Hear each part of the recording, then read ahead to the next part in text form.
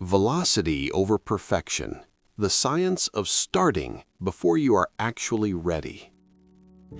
Have you ever told yourself, "I'll begin when I have more time," while secretly knowing time was not the real reason? Maybe you opened a blank document, stared at it for 20 minutes, then closed it again.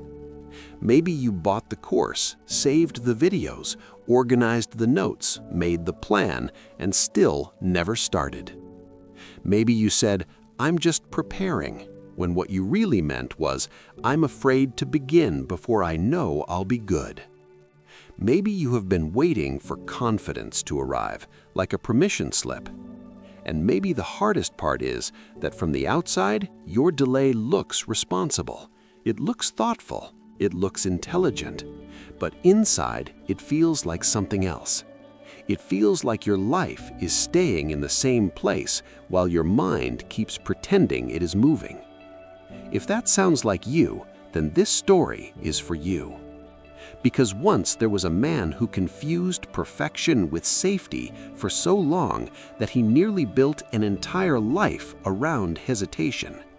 Until one quiet lesson in an unexpected place taught him something he had never understood before. That starting badly is often the only way to start well. Stay with me until the end. In a busy city where everyone seemed to be building something, there lived a 32-year-old man named Owen. Owen worked as a brand strategist for a fast-growing software company. He was good at his job, very good. He could see patterns quickly, spot weak ideas before anyone else, and refine a message until it sounded sharp, polished, and precise. His coworkers admired him. His manager trusted him with difficult clients. People often said the same thing about Owen. He's brilliant, he's thoughtful, he never puts out sloppy work. And all of that was true. But there was another truth no one could see. Owen had been trying to start his own project for almost 4 years. At first, it was going to be a newsletter, then a podcast, then a consulting business, then a video channel about creative work and discipline. He had logos for all of them, names for all of them, folders full of notes for all of them. He had purchased domain names, written outlines, recorded test episodes he never published, and created drafts with titles like Final Version 2, Final Reel, Final Version Use This One, Final. His laptop was filled with the evidence of someone who looked productive but never actually released anything. Every few weeks he would tell himself, "I'm close. I just need a little more clarity. I just need to improve the concept. I just need the right starting point." But the right starting point never came. His friends thought he was being careful. Owen told himself he had high standards. But late at night, when the apartment was quiet and the distractions were gone, he felt something harder to admit. He was not waiting for excellence. He was hiding in preparation. His younger sister, Mara, knew this before he did. She called him one evening and asked, "So, did you finally publish anything?" Owen leaned back in his chair and looked at the half-written script open on his screen. "Not yet," he said. "I'm still shaping it." Mara was silent for a moment. Then she said softly, "Owen, you've been shaping it for 4 years." He laughed the way people laugh when the truth touches something tender. "You don't get it. It has to be good. Once it's out there, people can judge it." Mara answered, "People can't judge what doesn't exist, but it can still haunt you." That sentence stayed with him. People can't judge what doesn't exist, but it can still haunt you. And Owen was haunted, not by failure, by unfinished things. Ideas he kept alive in his head because they still looked perfect there. Dreams that remained beautiful because reality had never touched them. He told himself he was protecting the work, but the truth was he was protecting himself. because as long as the work was unfinished, it could still become extraordinary.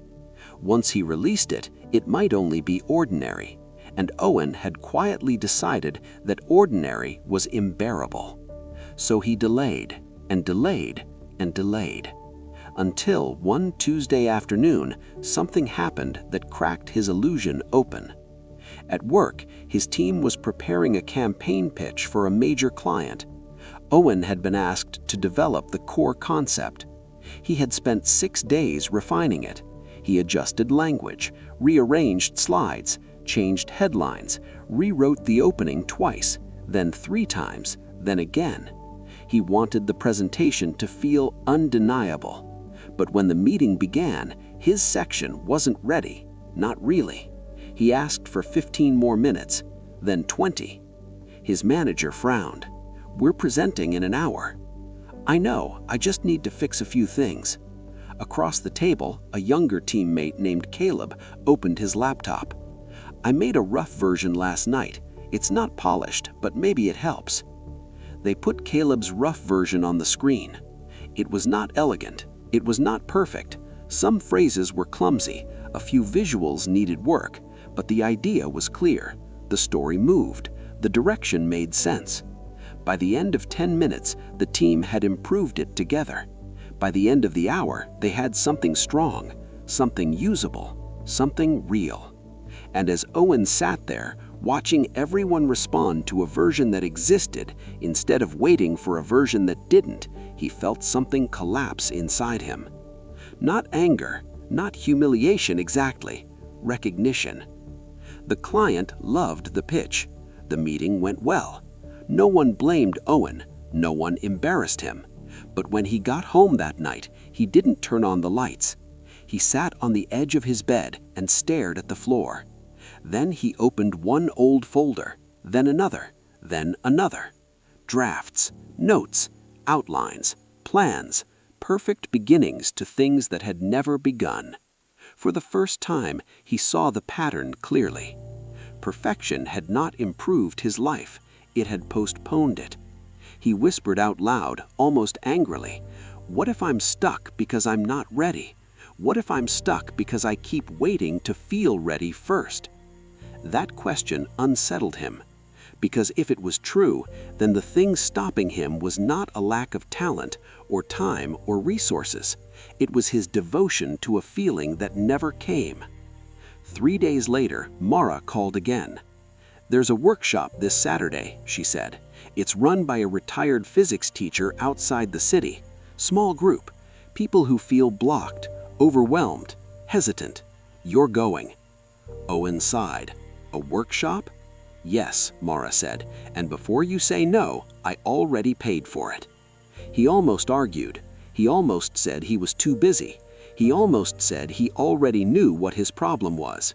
But something in him was tired. Tired of almosts. Tired of nearly. Tired of waiting for a cleaner moment to become the person he kept promising himself he would one day become. So on Saturday morning, he drove 90 minutes to a small town on the edge of farmland. The workshop was held in an old repair studio behind a school gymnasium. There were wooden stools, tools on the walls, a workbench near the window, and in one corner, 3 bicycles hanging upside down from the ceiling hooks. About a dozen people sat in a loose circle. Some looked anxious, some looked skeptical, some looked exhausted. The man leading the workshop was in his late 60s. His name was Mr. Hale. He had spent 38 years teaching physics to high school students, and after retiring, he began volunteering on weekends, helping people who struggled with fear, delay, and self-doubt. He had gray hair, steady eyes, and the kind of posture that made it seem like he had no argument with time. He welcomed the group, then stood beside one of the bicycles and asked a question. "How many of you," he said, "have been waiting to begin something until you feel more prepared, more certain, more confident, or more ready?" Every hand went up, including Owen's. Mr. Hale nodded as if this surprised him not at all. Then he pulled one bicycle down from the hook and rolled it into the center of the room. "I want to show you something," he said. He balanced the bicycle upright for a second, then let go. It fell immediately. A few people smiled. Then he picked it up again and gave it a gentle push forward. As the wheels moved, the bicycle steadied. Not perfectly, but enough to stay upright far longer than before. Mr. Hale looked around the room. "Do you know why," he said, "it is easier to balance a bicycle when it is moving?" No one answered. "Because motion creates stability that stillness cannot." He rested one hand on the handlebar. A stationary bicycle is harder to balance. A moving bicycle can correct itself. The smallest shifts become possible only after movement begins. Then he looked directly at Owen. "That is also true for human beings." The room